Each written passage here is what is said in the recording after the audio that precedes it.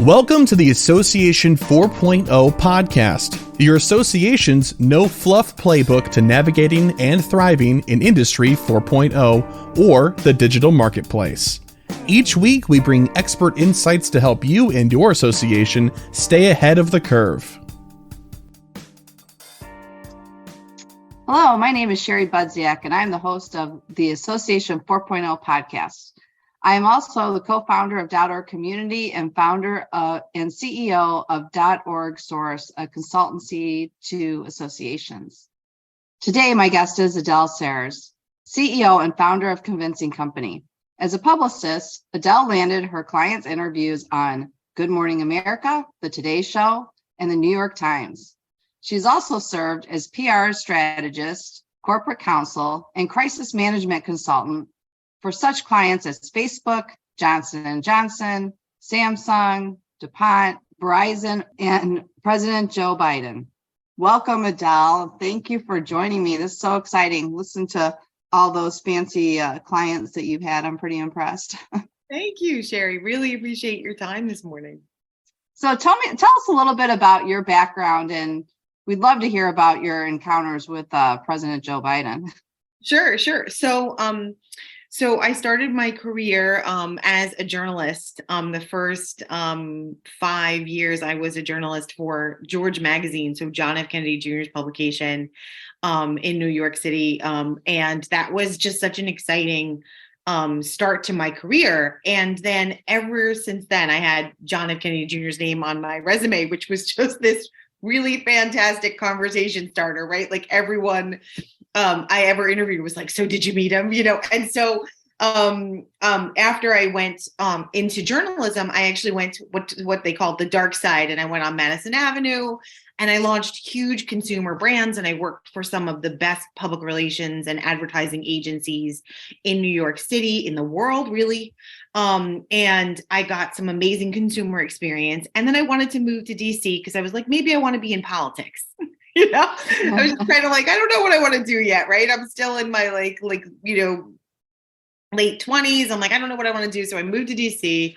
And I actually stumbled into associations, and I worked for the National Association of Home Builders. I actually wrote a book at the National Association of Home Builders, but I always felt like associations were a bit slower than what I was used to as far as like the cadence and the technology and what was going on. And so I wanted something a little more fast paced. So I actually went back in DC to work on at a K Street big public relations firm. And then I just didn't feel like they were servicing the associations the way they should be. And so I started my own agency, and I cannot believe this, but I'm going to say it. 17 years ago. I've been in business for myself 17 years. So that's just like kind of a pinch me moment, like I cannot believe it's been that long. But yeah, I've been in business for myself 17 years and specialize in working with a lot of corporate clients, some associations, definitely. We work with associations in crisis communications and in messaging. And I got the chance to work with President Joe Biden right before he got the nomination to be president. And I worked with him on his cancer moonshot goal with the Biden Cancer Initiative. And we got him 225 media placements in less than 2 weeks. Because I was sort of the backup, oh crap, PR firm. They had gotten another one. They weren't getting them the media they wanted. And so there's some fun story about how we got him that media. But anyway, yeah, it's just great. It was a really fun experience to work with the president. That's great. So Adele, tell us about Convincing Company and how you help your clients.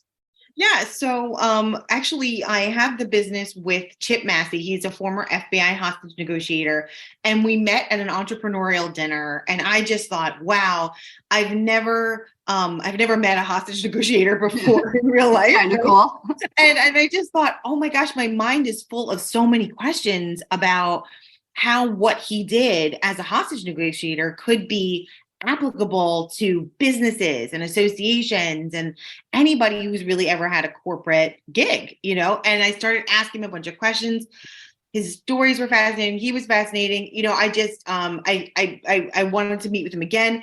And we talked over time. We just thought, wow, putting these two very, very different but complementary skill sets together would just be like a fascinating offer for the market. And we were right, because we've gotten some amazing clients. Like we have Deutsche Bank, we have Goldman Sachs, we have SAP, we had Facebook, we have IDEO. We just have amazing clients who want to hear really how to be more convincing, and my skill set and his skill set take it from two totally different directions, but they offer such an interesting insight in how to be convincing, how to be persuasive and influential.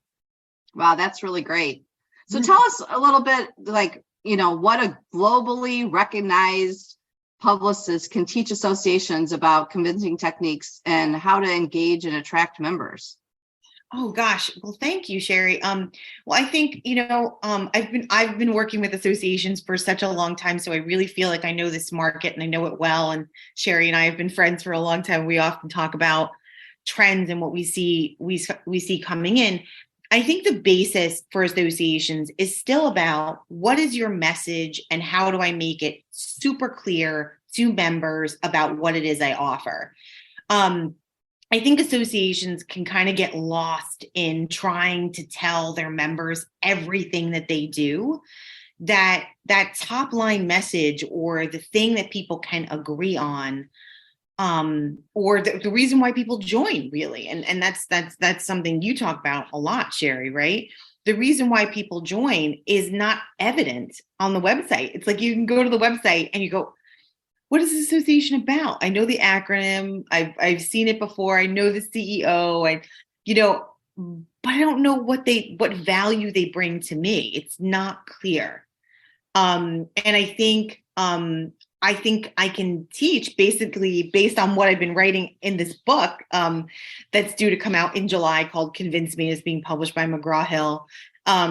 Is how to be more convincing, how to be more persuasive with your members about how to talk, how to convince them that your association is worth joining, not just once, but year after year after year, and becomes their community. Yeah. So I guess, I'm thinking about too, kind of what has changed in the last couple of years since, the pandemic, and how should we be communicating differently with our audiences? Yeah, well, so 40 years of research on the study of persuasion tells us something that is so counterintuitive that when I read it, I was like, that doesn't seem right, right? And so essentially, it's this idea that we should never start with our strongest point first, what we want people to believe first, which that's so counterintuitive, right? You would think, right. Yeah, start with the thing that you are most passionate about. And if you think about associations, that's what they usually do, right? They start out with we're here to help this type of profession do X, or we're here to help this type of industry do Y, right? And what the science in convincing says is you should do just the opposite, which is, where are the points of agreement that you can start with? And, so you could do something like, we all agree that it's important that, that finance be regulated in the right way. We all agree that fintech is, whatever it might be. Let's say you're a fintech association, right? We all agree that, fintech needs to be regulated in the right way. And we all know that, that people on Capitol Hill need to have these conversations. And then you move people along their this continuum, what we call the convincing continuum. And you say three points specifically about all the things that you guys can agree on. This can be applied to anyone, just have to be fine as anyone. You go 3 points that you know that they can agree on. And then once you get to the fourth point, you're starting to move people along what is where they could maybe agree with you or not. So let me do this fun experiment with you. Okay. So, okay. And I'll use the moon landing because it's a really good teaching example. So I'm going to do a couple of things, Sherry, and bear with me. I'm doing many of these things on purpose. So, okay. So how sure are you on a scale of 1 to 100 that we landed a man on the moon? 5. 5%. Oh, 5%? Oh, wait. I thought you meant 1 to 10. Okay, I'm sorry. Okay, on a scale of 1 to 1, yeah, okay, give me your percentage. Bad example, because this is a bad example, because my daughter has watched too much social media, and she's way convinced that a man never landed on the moon. So I don't know that this is a good scenario. Wait, but bear with me. So for the listeners, okay, so from 1 to 10, how 5. 5. Okay, 5. So you're not sure that we landed a man. Okay, did Russia ever say that we landed a cosmonaut on the that they landed a cosmonaut on the moon? I don't know. Okay, so that's 2 points, right? Okay, have you ever been to the desert at night? No. Okay, you've never been to the desert. You've never been to Vegas? Oh, I've been to Vegas. That doesn't seem like the desert to me, but I guess it is. Okay, right? Okay. So you've been to the desert, you've been to Vegas, and you look up at night, what do you see? Tons of stars, Moon, right? stars. Tons of stars, because there's no water vapor, there's no pollution getting in your way. You really, absolutely gorgeous, and they're abundant, and you can see a ton of them, right? Yeah. Okay. So how can you explain that Neil Armstrong's taking a picture of himself on the moon, and the background of it, there's absolutely no stars? It's just black. That's a good question. Okay, right? Okay, right. So I'm sort of like, right. And now I'm getting you to the point where you've got something we call FUD. Fear, uncertainty, and doubt. And I'm placing these things in your mind because I want you to think about my strongest point, but I can't take you there in one conversation because convincing is slow and negotiation is fast, right? I want you to think about convincing being slow. You're not going to be able to change someone's mind in one conversation. That's just probably not going to happen, right? But you can move them along the continuum. Let's say you start with, from a continuous from A to H, right? And I start you on points A, B, and C. And so I just did, right? Like, how sure are you we landed a man on the moon, right? Okay. You said 5. I said, did Russia send a man to the moon? You said, well, I don't know. Okay, so I created fear, uncertainty, and doubt in you. And now you're like, I don't know, maybe I'm wrong. Maybe she has something else to tell me I'm not sure about. And if you think about persuasion, people's certainty is one of the biggest barriers to persuading them because they're certain they believe one thing over another, right? And so you're creating that fear, uncertainty, doubt. Then my third point was, okay, I'm giving you information. I'm telling you I'm an expert, and you might not be an expert as much as you think you are when I tell you about the stars at night and looking up at the desert. But now here's where this is what we call the convincing cliffhanger, okay? And I just say this to you. Now I say this one thing to you and I have to stop. I have to have the discipline to stop. If I keep going down the continuum, I'm going to lose you. Okay, so I have to stop right here. And I just say this question. Has the American government ever lied to its people? And I stop, right? And I stop because everybody would agree. Well, okay, I can't possibly know everything there is to know about the moon landing. I don't know. Yeah, the American government's probably lied to its people. I don't know about the stars in the picture of the Neil Armstrong. I've given you a bunch of stuff to ponder, to think about. I've now captured your interest, and those are the listeners, right? And they're going to go look up that picture of Neil Armstrong on the internet, and they're going to, right? So I've moved them down the continuum where they started. Now, if I started with, we never landed a man on the moon, and that's where I start, you would never believe me. You would think I was a conspiracy theorist. You would think I'm not balanced because I just think, hey, we never landed a man on the moon. But I have to stop. I have to stop because that is where I'm creating behavioral change. I'm creating your mindset change. I am making you think about something in a new way.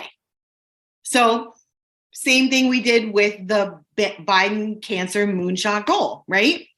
Where do I, and here's the thing, I was doing this, and I have been doing this in messaging for years. I just didn't realize it. Okay. So when President Biden came to us and they're like, hey, we need to come up with some messaging about this.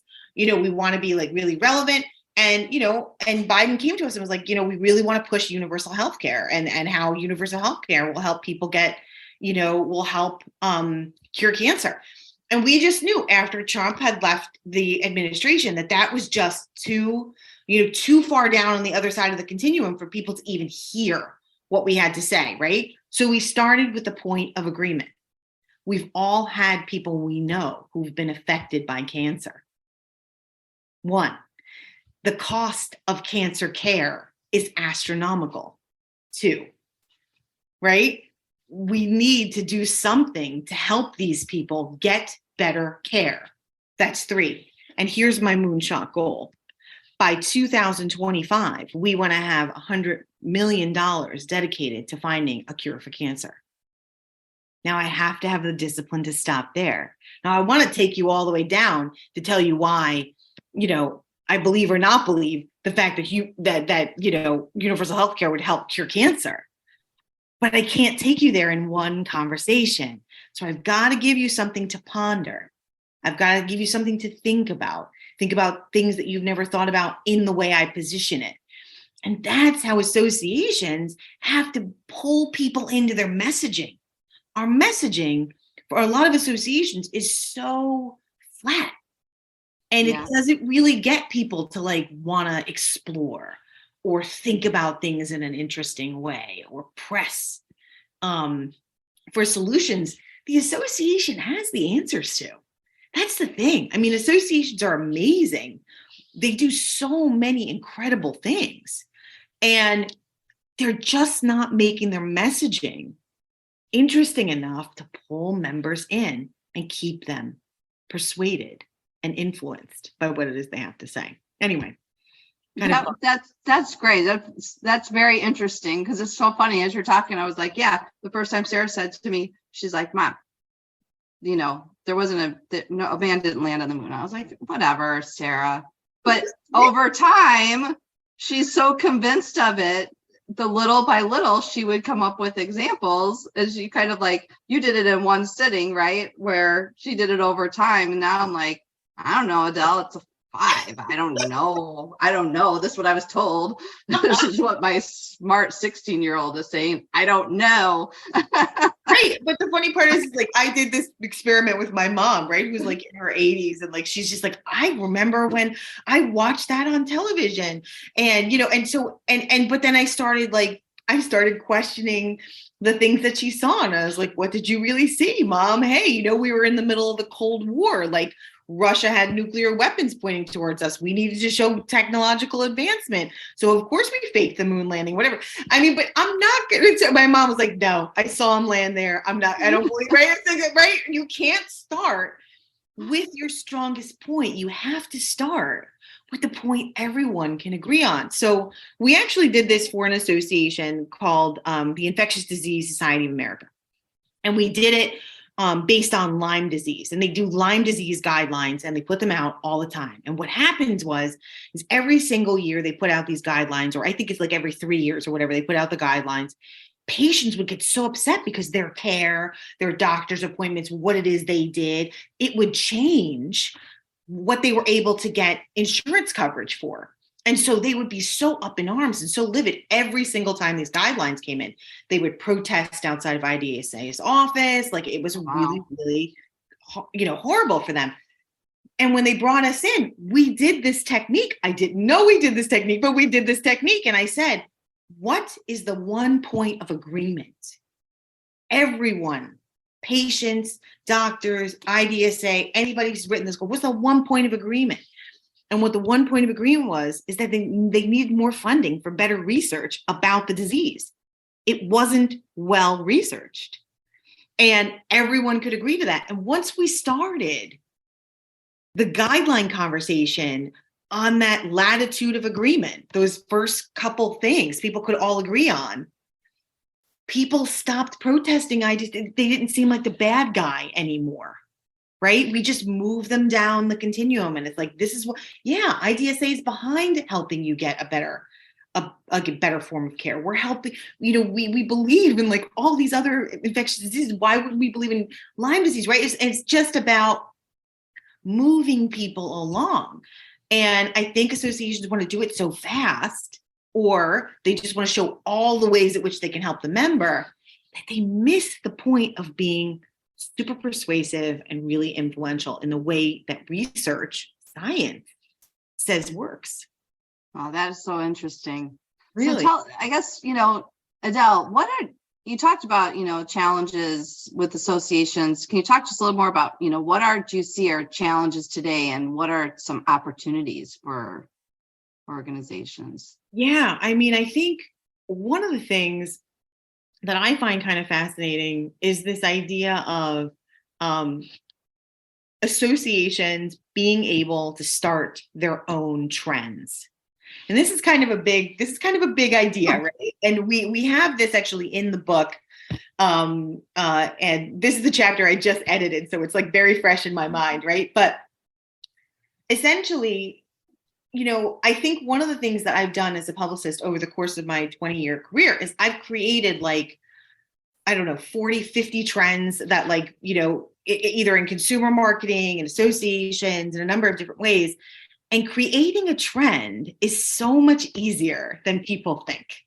And there's a framework to do it. And associations are positioned so well to be the ones to create trends in their own industries. And they do not do it. They're afraid that they're going to the one trend might make that 1 or 10 members angry, when really 90% of the members believe the other part of the trend that you're going to predict, right? So one trend framework I've given a lot of associations, and I think is so good and so smart, and definitely something that associations can be so convincing about, would be in the past. So in the past, we've seen the following things. We've seen these different things go down in our industry, in our profession. This is what people used to believe. Now, people believe something different. And as an association, because I have all this research, I have all this data, I have all this good information that only I can get because I'm an association. Now what we're seeing is these 3 things. And let's say there's some data points that you're pulling from some poll or benchmarking report that the association does. And you're putting 3 pieces of really smart information that only you would know, right? And then you say, in the future, here's what's going to happen. And you name the trend, something cute, something repeatable, something interesting, right? And you own the trend. This is what most people get wrong. They don't own the trend themselves. They just say, this is the trend that I'm seeing, but they don't take credit for it themselves. They don't actually name the trend and say, hey, I'm the one that came up with that trend. They don't do that. But we actually interviewed Joe Pulizzi. Joe Pulizzi actually created something called Content Marketing World, right? Mm-hmm. And he sold it for $17.6 million. And he did it based on what I'm telling you right here. This framework. He used this framework to sell his conference. And the reason why, when he coined the term content marketing. He was going around initially, before he started the conference, he was going around to different CMOs, and he was saying, CEOs, CMOs, things like that, people in the marketing perspective. So what are you really concerned about right now? And they say, a lot of people say we're supposed to be a media company. Our businesses are supposed to become media companies. Our brands are supposed to be media companies. And Joe was like, okay, well, that's an interesting idea. He's like, I think we should call that thing content marketing. Then he goes out, he says, I came up with this term called content marketing. He puts it on Wikipedia. He goes in industry, trade, press.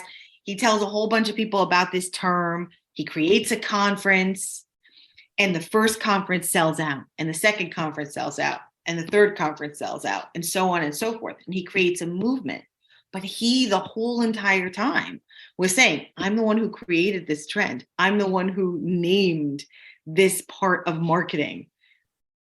And how influential is he because of how he did it? Most people don't name the trend or take credit or promote that they named it.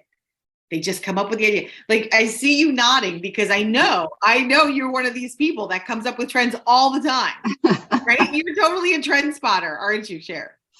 Yeah, but I don't own it.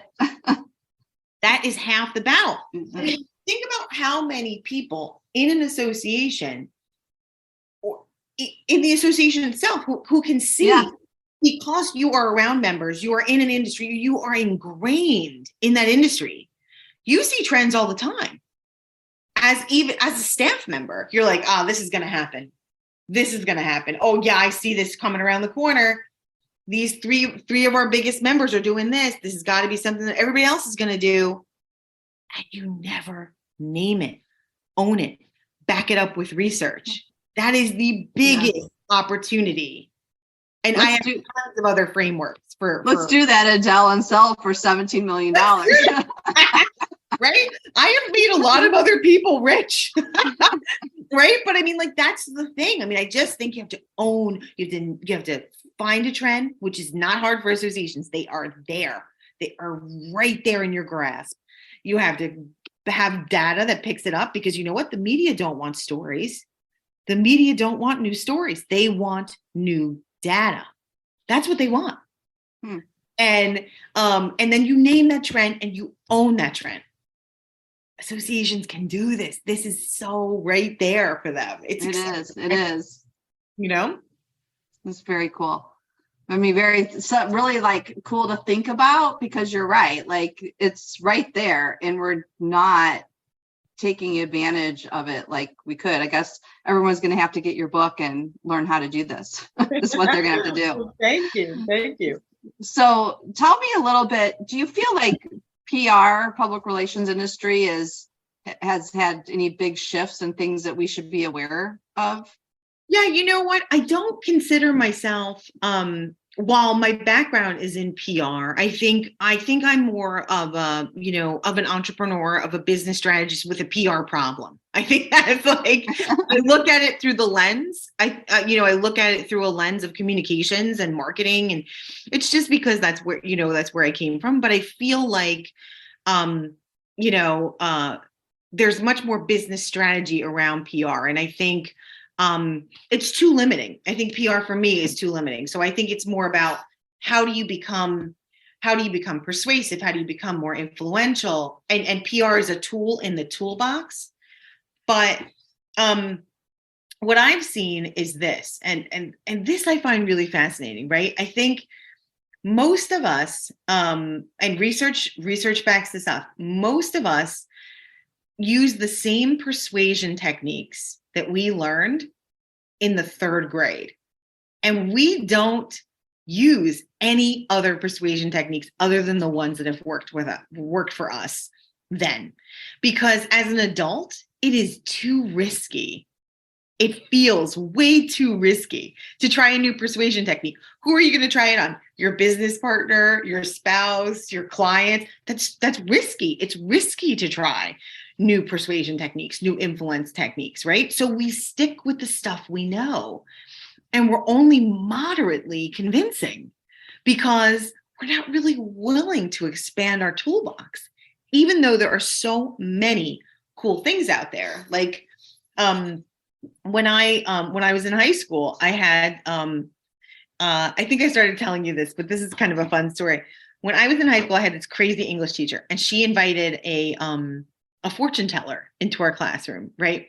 And the fortune teller zoned right in on me, the chubby Italian girl. And she's just like, I see your father, a father figure. She said, I see a father figure with pain in his chest, and his letter starts with the name J. And oh my God, I was so touched by this because my dad had just had triple bypass surgery. Okay, that could be from all the meatballs my mom would make him, but okay, right? But I was like, oh my God, this woman's psychic. She knows something about me, right? It's so interesting. And so when we started writing the book, Chip and I thought, who are some of the most convincing people on the planet? I said, fortune tellers. I mean, within an hour or even 15 minutes, they tell you things that, you know, you would never think anybody else would know. And so you don't understand why they know it. And so you think it's a mystical power. What they're doing is something called predictive statements. And this is something that anybody in business, this is a convincing technique. This is never something you would have learned, right, in third grade, but this is something anyone can use. And here's an example. You have an enormous amount of untapped potential. Now, if I just stop and I don't tell you what I think your untapped potential is, what will you tell me? That I have untapped potential. And you're going to tell me what is that? What is that untapped potential? And what is it? Yeah. You're going to fill it in for me. Imagine being a boss and saying something like that to someone. You have an enormous amount of untapped potential, but I don't know what motivates them. I'm not quite sure what they want to learn. And then they go, you know, I do have an enormous amount of untapped potential. And I've always wanted to do membership marketing. And I've always wanted to run a part of the event. And I've always wanted to speak on the stage. Now, what you have as a boss is their deepest desire that they wouldn't have otherwise shared with you if you didn't say this predictive statement. And there's tons of other ones, right? There's tons of other statements that psychics use to draw out information from you. Oh, you know, I see. And just like they did with me in that class. Now, okay, so my dad's name is John, right? And the biggest killer of men is heart disease. I mean, none of like that whole idea of like J and like she could have said J and M. Well, those are the two most common names for men. And heart disease is the biggest killer of men. She was just basically making these broad statements and convinced me that she knew more than she did. And it may seem manipulative, and maybe it is a little bit, but it's okay if you're getting information so that you can help them further along in their career. But there's tons and tons of different skill sets like this that exist. We haven't ever tapped into just because we don't know them. That's very interesting, Adele. I'm really getting excited about. I don't know if I can wait until what you say, July. I'm gonna have to. I'm like, this is fascinating. It is fun. It is great. So I guess, how would you like to see associations evolve in the future? I'd love for them to be the arbiter of trends. I think that is what associations should do. I mean, this is such a huge missed opportunity for associations. Why don't they predict trends all the time? And here's the best part about the trend thing. Even if they're wrong, nobody goes back the next year and goes, oh, sorry, that didn't happen. You never get called on it. You could be wrong every single year. People just want to know what you think may be occurring. And that knowledge that associations have, it's just not being put to good use. Yeah, it's not. It really isn't. And it's really interesting to think about, because you're talking, I'm like, is it because we're too conservative? Is it because, you know, we don't have the right talent that we're thinking about these things? Is it just, I don't know, like, I don't know. It's good. Give me some food for thought here the rest of today, for sure. Yeah, I mean, I think some of it is that, you know, I think associations are all about, you know, group satisfaction, group, you know, everyone is happy. Everyone is happy. So if one trend doesn't work for one member, then they throw it out. It's like, okay, it can't work. That is not how good businesses that are pushing the envelope behave, right? Right. You've got to push that envelope further down, right? So you've got to keep going. I mean, listen, you're not going to please everyone all the time. It's okay. They're still going to come back. And they'll probably even change their business based on the trend because, you're always going to get a couple of people who are going to be unhappy. You can plan for those unhappy people. You can have a communication strategy. You can have a marketing strategy. You can get them involved in the developing of the trends. But that does not mean they should rule what your entire association puts out there. And I think that's what a lot of associations do. They answer that a lot. Mm-hmm. That very vocal 10% where 90% are not being serviced. Because they don't want to upset the angry members, those trolls that come on and just really make your life hell. But there's a way to plan for those people. Yeah. So anything else before we wrap up today, Adele, that you'd like to share with our audience? This has been like some great advice. I'm like, this is very, very exciting. Gives me a lot of food for thought today. Thanks. I mean, I just think I'd love to just delve in a little bit, Sherry, and I love your perspective on this, right? Because you guys are so technology heavy and focused in what it is you guys offer associations. What I would say is, and I think Kevin is very well versed in this, and like so many other people like you employ are. But one of the trends I think I see in associations, and just this is in general for employees, is it is so hard to use technology at work. It is so much harder than anything you use as a consumer, right? Think about how easy it is to order things on Amazon. and listen, the thing that speeds up your ability to convince people quickly, that continuum we talked about, right? That it's very hard to change someone's mind in one sitting. The one thing that is a persuader's best friend is a crisis. It speeds things up. It speeds adoption up. It speeds, right? So like, think about it. In COVID-19, what did we do? We started ordering our groceries online. We started ordering our food, contactless delivery. We started doing things we started wearing masks within a week, 2 weeks. Mass adoption of these things that seemed impossible the 2 weeks before, right? We had mass adoption because crisis is a persuader's best friend. So you're able to move people down the continuum so much faster.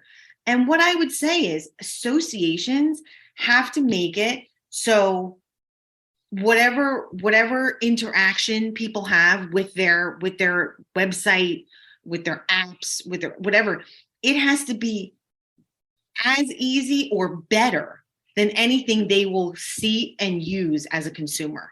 If not, they're kind of out of the game. Yeah. Well, I say that all the time. Like I always say to organizations, like, who is in charge of your online user experience? That's not necessarily marketing. It could be not necessarily IT.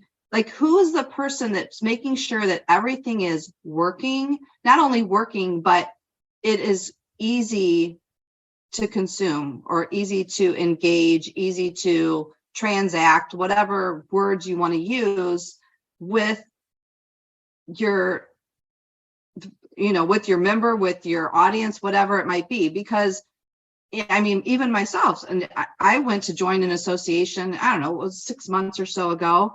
And it was one evening and it was like, the money was nothing. It was like $100 or something. I went to log in. I had to create a profile. I had to do all these things. And then it didn't work. I never went back. Right. I never went back. I was thinking about it at the moment.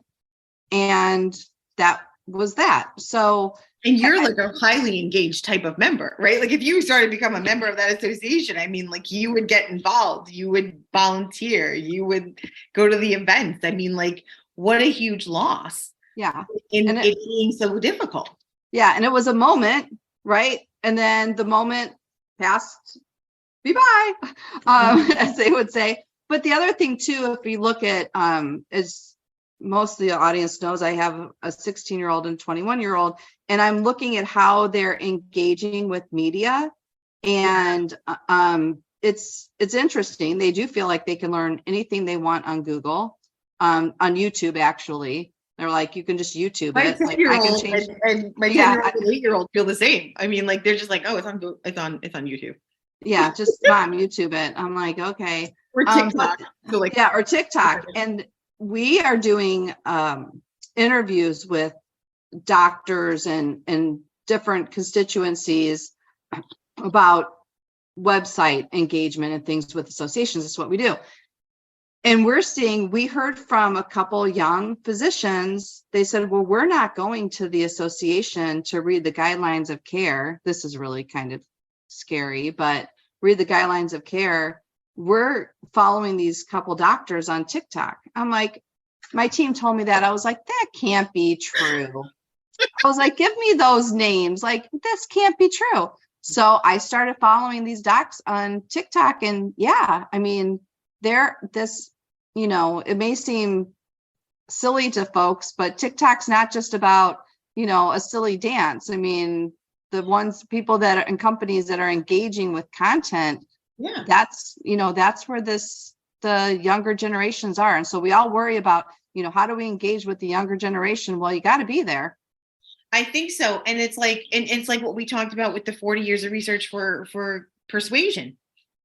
TikTok is awesome because you're seeing all these like little blip messages over time.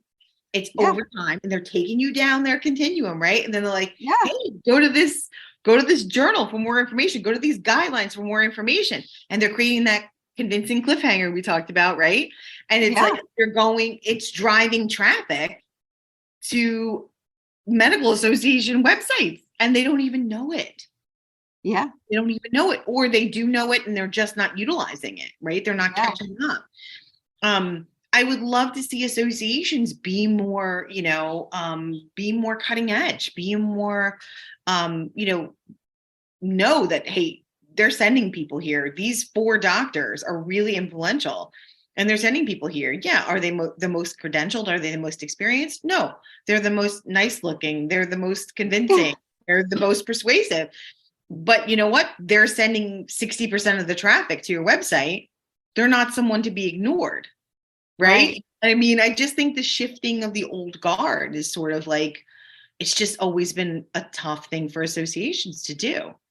And I would challenge people to do, like, I started following people that I thought were really good marketers on TikTok. And then I signed up for whatever their emails, and I'm like studying like what they're doing, because you're right. These are folks that are very convincing, and the end game, I'm following this one guy that's, going to make you millions and millions of dollars, whatever. But he's got really good content online. Like you said, it's like 2 minutes, very convincing. You sign up for his emails, which he's trying to get me every day to go to his conference and start engaging in, and it's really great stuff, right? So, like I said, I would challenge people, like, try to follow those people, see what they're doing. And this sounds like such a weird example, Sherry. And this is, we can say this for the recording or not, but I love this example. To me, this is like such interesting marketing, right? And I would never, as a marketer, I'm like in my 40s, I would never think, okay, yes, this would work, or this would be interesting. Okay, but let me give you an example, and then let me tell you what an application could be for an association. So you're on Instagram and you're looking at your horoscope, which, by the way, is all about predictive statements. So the stuff that we talked about earlier, that horoscopes are all predictive statements, right? And like, it's all stuff you can learn how to do. But they have horoscopes. And so I'm a Sagittarius.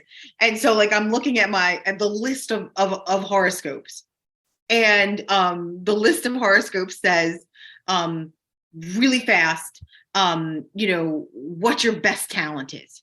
Really fast. It flashes like 10 seconds. So you have to watch this. You are forced to watch this if you want to know what your best talent is. And okay, I'm in. I'm all in. Like, what is my best talent? I have to take a screenshot of the page to see, because it only flashes for a second, what my talent is, right? And So now I have to watch it. I have to watch it several times. So then I've got my page views, right? I'm interested. I've got that cliffhanger. I want to know, what is my talent? What's the freaking payoff, right? I want to know. And I have to take a screenshot of it. How effective is that? You've had me on the page a while, right? I really am engaged in your content, and it's a flash. But I'm in. I'm all in. Associations could do all kinds of fun things, like, if you want to see what kind of fintech person you are, look here. And then it could just be like a flash of something. And then people have to engage. They have to pay attention. They have to zone in on your content. I mean, who would think to do that 15 years ago, 5 years ago? It's such a weird concept, but it makes you think of that thing all day long. Yeah. It becomes so much more of a better piece of content than anything else you've seen in that day, because you had to make a little bit more effort to get that information. And so sometimes the effort could actually pull people in. So there's two sides of that coin of the technology we were just talking about. One is, how do you make it super easy so that consumers can have the same type of technological experience they can have, like Amazon, like the Netflix, right? But then the flip side of the coin is, what are they willing to invest in just a little bit more than other pieces of content? And that is content you zone in on. And most associations are not thinking about content in that way. What are those pieces that people are willing to invest more? They're willing to watch 10 videos about. They're willing to, click on 17 emails. They're willing to go to 3 different conferences about, because that is the thing that is important to them. That's some great advice. Yeah. I was just a flash of that thing. That's what I thought of when I saw it. I was like, damn, that is so good. What is my flash piece of content? What is my Sagittarius moment? Whatever. I mean, who cares? But like you said, each of these TikTok people, each of these Instagrammers that are really, really good at pulling people in can teach your association so much about business strategy. Not even about marketing. It's about business strategy. Yeah. And who are those influencers in your organization? Yeah. I'm sure there's some in every single one. Or who are slightly adjacent, right? Yeah. They're slightly adjacent. They're, like you said, the doctors that are weirdly pulling people into your guidelines. Yeah. Who are those people? Yeah. Yeah, for sure. Well, thanks, Adele. This has been great. I could talk to you all day. Thank you. Likewise. I'm sure our listeners I'd like to thank our listeners for hanging in with us today, and hope everybody enjoyed this episode as much as I enjoyed talking with Adele today. So where can they contact you if somebody wants to get more information from you? Sure. Go to convincingcompany.com or Adele@convincingcompany.com. And please get some information. We offer trainings. We offer all kinds of fun consultative packages. We can teach your team how to be more persuasive and how to get more deals, how to maintain members. It's just really fun. Great. Well, thank you so much, Adele. I appreciate your time today. Thanks, Sherry.